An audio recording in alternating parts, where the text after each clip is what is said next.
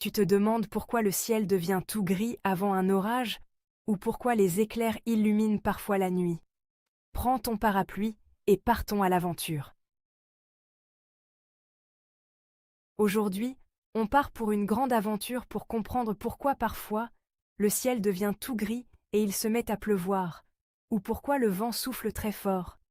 T'es déjà resté à la maison parce qu'il faisait trop mauvais dehors? Ou peut-être qu'un jour tu étais en train de jouer et tout à coup, bang! Le tonnerre se fait entendre. On va voir ensemble pourquoi tout ça arrive, en utilisant des exemples que tu connais bien. D'abord, il faut savoir que tout ce qu'on va expliquer, c'est à cause de l'air et du soleil. Et oui, même si on ne le voit pas, l'air est partout autour de nous. L'air, c'est comme une couverture géante qui entoure toute la Terre. Sans cette couverture, on ne pourrait même pas respirer. Mais parfois, l'air décide de bouger un peu, et c'est là que tout commence. Le vent, c'est comme quand tu ouvres la porte de ton frigo.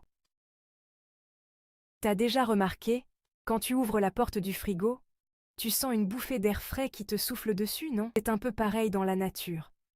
Le soleil réchauffe la terre, mais il ne réchauffe pas tous les endroits de la même manière. Par exemple, si tu es sur la plage, le sable devient tout chaud, mais l'eau de la mer reste plus froide. L'air au-dessus du sable est réchauffé par le soleil et devient plus léger. Alors il monte. L'air plus froid, lui, veut prendre la place de l'air chaud. Alors il se met à bouger, et voilà. Tu as du vent. Et dans la nature, quand il y a beaucoup d'air froid et d'air chaud qui se déplacent rapidement, tu peux même avoir une tempête de vent. Les nuages, c'est comme une éponge qui se remplit d'eau. Parlons maintenant des nuages. T'as déjà vu ta maman ou ton papa laver la vaisselle et ils utilisent une éponge? Quand l'éponge est toute sèche, elle ne pèse rien, mais dès qu'on la trempe dans l'eau, elle devient lourde et elle finit par laisser tomber de l'eau. Les nuages, c'est pareil.